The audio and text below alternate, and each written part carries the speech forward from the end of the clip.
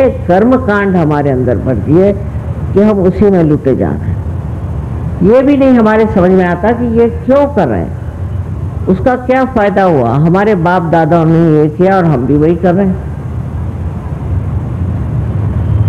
और मोहम्मद साहब ने भी साफ कहा कि मूर्ति पूजा बंद, क्योंकि पता नहीं किसने बनाई है, किस वजह से बनाई। लेकिन ये पूछिए कि उन्होंने जो मक्का में एक काले पत्थर के चारों तरफ प्रदक्षिणा डालने की बात की, वो क्यों करी? उस पत्थर की क्या विशेषता थी? उस पत्थर में क्या बात थी जो कह रहे थे मूर्ति पूजा मत करो, तो इस पत्थर के चारों तरफ क्यों घुमाते हो?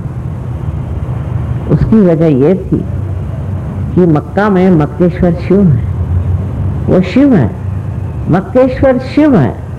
लेकिन अब कैसे जानिएगा आप कि वो मक्केश्वर शिव है? आप कैसे जानिएगा कि स्वयंभू मूर्ति कौन सी है? आपके पास कोई साधन नहीं। इसीलिए जब ये कुंडलिनी का जागरण होता है तो ये 6 चक्रों को छोड़कर जब उस चारों तरफ फैली हुई उस दैवी शक्ति से एकाकारिता प्राप्त करती है, तब आपके हाथ में ही चैतन्य बहता है। तब आपके हाथ बताएंगे कि क्या सत्य है और क्या गलत है। इतनी सुंदर व्यवस्था हमारे अंदर पहले ही से बना के रखी, ये कुछ बनाने की जरूरत नहीं। अब आपके हाथ बता रहे हैं, माने आपके हाथ जानते हैं। ये भी मोहम्मद साहब ने कहा है कि जब कियामा आएगा तो आपके हाथ बोलेंगे। आ गया कियामा, अब इसे प्राप्त करो। कोई पढ़ता भी है कि नहीं पता नहीं। जब हाथ बोलेंगे तो इस हाथ से पता चलेगा कि क्या चीज गलत है, क्या चीज अच्छी है, क्या चीज सत्य है। अब कोई कहे कि मक्का में क्या रखा है, अब हाथ उधर करके देख लीजिए। जो लोग सहयोगी हैं सब देख सकते हैं कि कितने चैतन्य की लहरियां। तो कौन सत्य है और कौन असत्य है, ये आप अपने हाथ पर जान सकते हैं। इसकी इतनी सुंदर व्यवस्था, ये पूरा यंत्र ही हमारे अंदर बना हुआ इतना सुंदर है। और फिर जब ये व्यवस्था हो जाती, जब आप उसे प्राप्त कर लेते, तो कमाल की बात है कि आपके अंदर के दोष अपने ही आप लय हो जाते, क्योंकि आप दूसरी दुनिया में गुजर जाते। आपके अंदर काम, क्रोध, मोह, मद, मत्सर, लोभ, ये जो आपके शत्रु हैं, भाग जाते। अब हमें तो आश्चर्य की बात है कि इंग्लैंड में जब हमने पहले दिन प्रोग्राम किया था तो वहाँ 6 ड्रग एडिक्ट्स आए थे।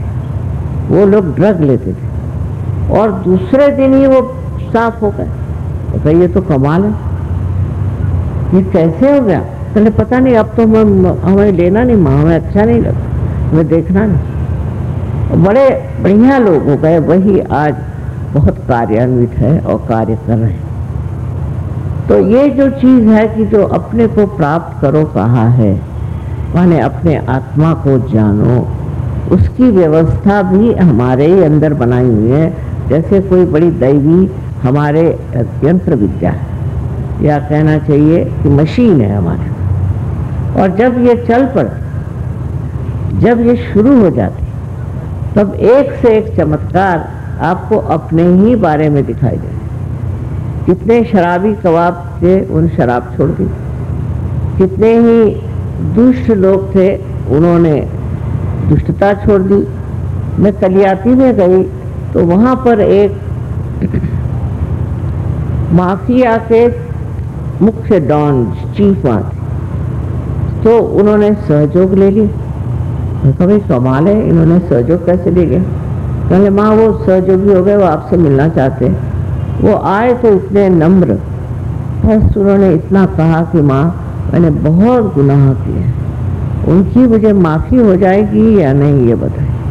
अरे मैंने कहा क्या बात कर, तुमने गुनाह किए वो तो हो गए, भूतकाल में हो गए, पीछे हो गए। आज मैं तुमसे तो बात कर रही हूँ वर्तमान, और वो बात खत्म हुई। अब वर्तमान में तुम क्या हो, तुम आज कहाँ से कहाँ हो गए हो ये देख लो। फिर उसने इतनी मदद की हम लोगों की, इतनी सराहना करी, और एक तरह से एक बड़ा आश्चर्य हुआ कि ये किस तरह जो माफिया का सबसे वहाँ मुख्य आदमी था, उसमें ये बदल कैसे आ गया, वो कैसे इस चीज़ को मान गया, ये घटित हो गया। उसने कुछ उसको लेक्चर नहीं दिया, कुछ उसको समझाया नहीं, बताया नहीं, ये घटना है। और ये घटना इस कलयुग में होना अत्यावश्यक है, क्योंकि उससे आदमी जो है परिवर्तित हो जाता है, ट्रांसफॉर्म हो जाता है। और जब आदमी परिवर्तित हो जाता है तब वो इतना निखर आता है, इतना सुंदर हो जाता है। आज दुनिया को इस परिवर्तन की ज़रूरत है, और यही परिवर्तन करना ही हम सोचते हैं। आप सब सहयोगियों का कार्य है। मैंने तो जहाँ तक हुआ की है मेहनत, इतने देशों में घूमी फिरी हूँ। अब आप लोगों को चाहिए, जो सहयोग में आए हैं या आने वाले, उनको चाहिए कि और लोगों को बचाएं और उनको इस परिवर्तन में लाएं। बहुत से लोग भटके हुए हैं, यानी परमात्मा के नाम पे भटके हुए, धर्म के नाम पे भटके हुए हैं, किसी भी चीज़ में भटके हुए हैं। उनको जब आप इस अवस्था में लाएंगे तब आप देखिए उनका रूप कैसे बदल जाता है। अब इतनी सारी यहाँ बत्तियाँ जल रही हैं, इनका अगर कनेक्शन उसके साथ न हो, मेंस के साथ, तो क्या जल सकती है? इसी प्रकार जब तक हमारा ही संबंध, जैसे कि ये है, इसका संबंध अगर मेंस के साथ नहीं हो तो इसका कोई उपयोग नहीं। इसी प्रकार हमारी हालत है कि हमारा संबंध उस महान शक्ति के साथ नहीं है। और सबसे बड़ी बात यह है कि ये सत्य ही प्रेम है, ये सत्य ही आनंद है। जब आपका चित्त इस आत्मा के प्रकाश से आलोकित होता है तो आप एक अलग ही प्रकाशमान व्यक्ति हो जाते हैं।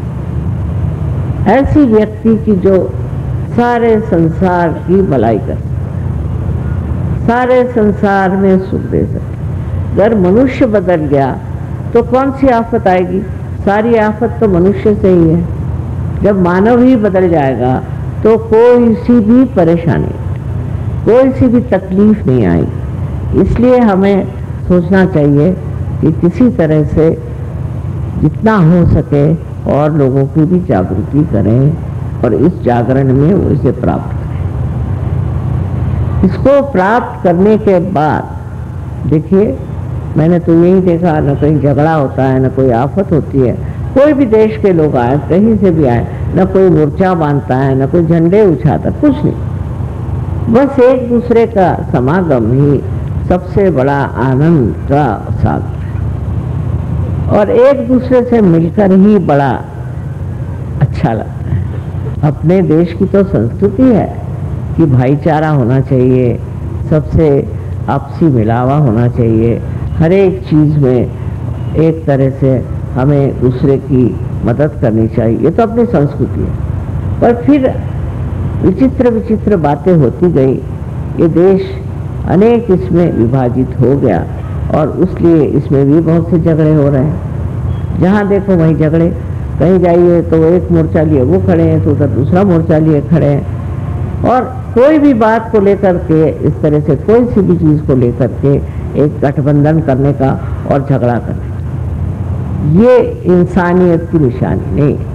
ये तो जानवर भी नहीं करते, फिर इंसानों को ऐसा नहीं करना चाहिए। इंसान जो है ये सबसे ऊंची चीज़ परमात्मा ने बनाई है, और उसने इतना सुंदर अपने अंदर ये पूर्णतया एक इंतज़ाम कर दिया, ऐसी व्यवस्था कर दी है कि आप बहुत आसानी से इसे प्राप्त कर सकते हैं। और इसके लिए आपको पैसा ऐसा देने से कोई मतलब ही नहीं है। जैसे एक साहब मुझसे कहने लगे कि मैं आपको 1 लाख रुपया देता हूँ, आप मेरी कुंडलिनी जगाइए।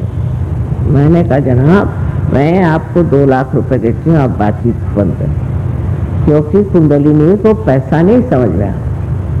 कुंडलिनी जो है ये एक दैवी शक्ति आपके अंदर है, आपकी शुद्ध इच्छा होनी चाहिए। अगर आपकी शुद्ध इच्छा नहीं हुई तो ज़बरदस्ती नहीं हो सकती, पैसा क्या चलेगा, आप ज़बरदस्ती नहीं कर सकते। अगर आपके अंदर शुद्ध इच्छा है तभी ये कार्य हो सकता है। अब हमारी कोई सी भी इच्छा शुद्ध नहीं है, अगर शुद्ध होती तो ये आपका आजकल का जो इकोनॉमिक्स है यही न चलता। इकोनॉमिक्स में क्या है कि आज आपने समझ लीजिए मारो धाड़ करके घर बनाया, उसका कोई संतोष नहीं, फिर आपको मोटर चाहिए, उसका भी कोई संतोष नहीं। किसी चीज़ से संतोष ही जब नहीं मिलता, इसका मतलब आपकी इच्छा शुद्ध नहीं थी। अगर शुद्ध इच्छा होती तो आपको संतोष मिलता। लेकिन एक ही चीज़ में शुद्ध इच्छा है, और वो ये है कि आपको अपने आत्मा का आत्म साक्षात्कार होना चाहिए।